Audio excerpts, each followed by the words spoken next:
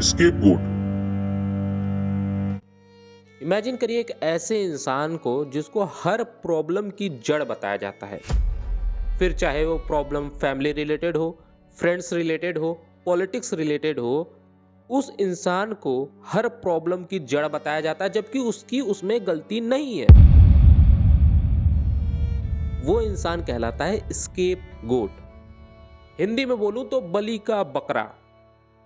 और ये बलि का बकरा मैं भी हो सकता हूं, आप भी हो सकते हैं। अगर आपको लग रहा हो कि भला ये क्या बेवकूफी भरी बातें बोल रहे हो, तो वीडियो के एंड तक बस रुक जाओ। स्केपगोट यानी बलि का बकरा। अब इसे समझने से पहले हमें इसके ओरिजिन के बारे में जानना पड़ेगा कि इसकी शुरुआत कहां से हुई। स्केपगोट ये टर्म आई है बाइबल से, और स्पेसिफिकली बोलूं जहां पर इस रिचुअल के बारे में बताया गया है जिसमें दो मेल बकरों को लाया जाता है। एक बकरे की बलि दी जाती है, वहीं दूसरे बकरे को सभी लोगों के पाप का प्रतीक मानकर उसे जंगल में छोड़ दिया जाता है। जब लोग कहते हैं कि कोई स्केपगोट बना है, तो इसका मतलब है किसी ऐसे इंसान पर दोष डाला गया है जो कि उनका है भी नहीं। एक तरह से लोग कहते हैं कि जीसस क्राइस्ट भी स्केपगोट ही थे, क्योंकि उन्होंने सारी दुनिया के पाप को खुद में समाया था और फिर उन्हें सैक्रिफाइस कर दिया गया। लेकिन यह प्रैक्टिस सिर्फ एक कल्चर तक सीमित नहीं है। थ्रू आउट हिस्ट्री में देखें तो आपको समझ में आएगा कि समय समय पर किसी न किसी इंडिविजुअल को, किसी ग्रुप ऑफ लोगों को ब्लेम किया जाता है, उन्हें बलि का बकरा बनाया जाता है जबकि उनकी कोई गलती नहीं होती। लेकिन सवाल यही उठता है कि हमें स्केपगोट की जरूरत ही क्यों पड़ती है।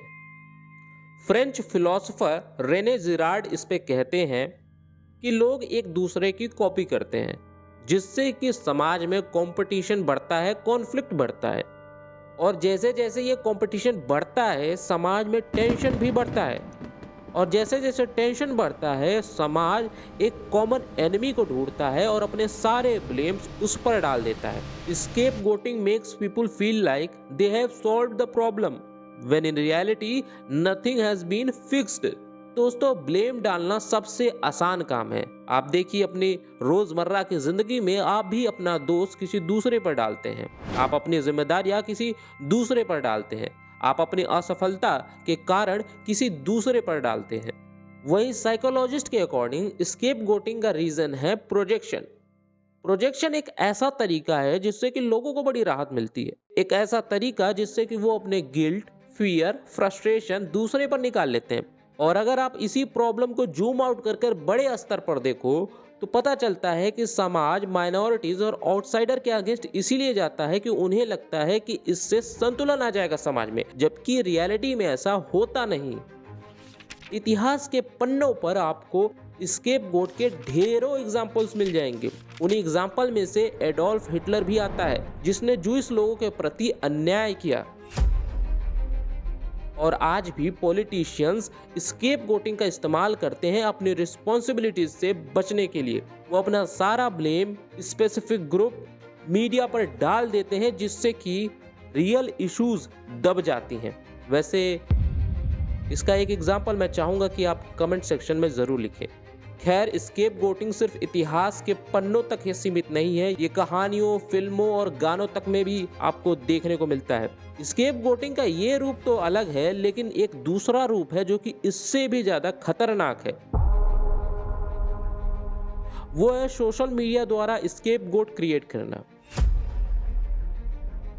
आप देखते होंगे कि आए दिन ट्विटर पर लोग कैंसल होते रहते हैं, जबकि उसके अगेंस्ट कोई ऐसा प्रूफ भी नहीं होता। जैसे कि अगर आपको याद हो तो एक समय पर अनुष्का शर्मा को विराट कोहली का डाउनफॉल का रीजन बताया जा रहा था, या फिर ये MBA चाय वाला को पनौती। आपको जानकर बड़ी हैरानी होगी कि आप भी कहीं ना कहीं स्केपगोटिंग का शिकार हो सकते हैं अपने ही परिवार के लोगों में। इसके कुछ साइंस होते हैं जो कि मैं बताने वाला हूं, ध्यान से देखना। बीइंग द पंचलाइन बैग, आपको उन गलतियों के लिए ब्लेम किया जाता है जो आपने नहीं किया। ये अक्सर तब होता है जब आपके किसी भी फैमिली मेंबर का मूड खराब होता है या फिर वो डिसफंक्शनल वे में बिहेव करते हैं। Bad mouthing behind your back. Family के लोग आपके बारे में दूसरे से निगेटिव बातें करते हैं ताकि वो अपनी इमेज को परफेक्ट बनाए रखे। Down playing your achievement. आपकी मेहनत और सक्सेस को कम आंका जाता है जिसकी वजह से आपको लगने लगता है कि आपकी कोई वैल्यू नहीं। Projection of mistakes. अपने जिम्मेदारियों से बचने के लिए परिवार के लोग अपनी गलतियां आप पर थोप देते हैं। Deliberate ignorance.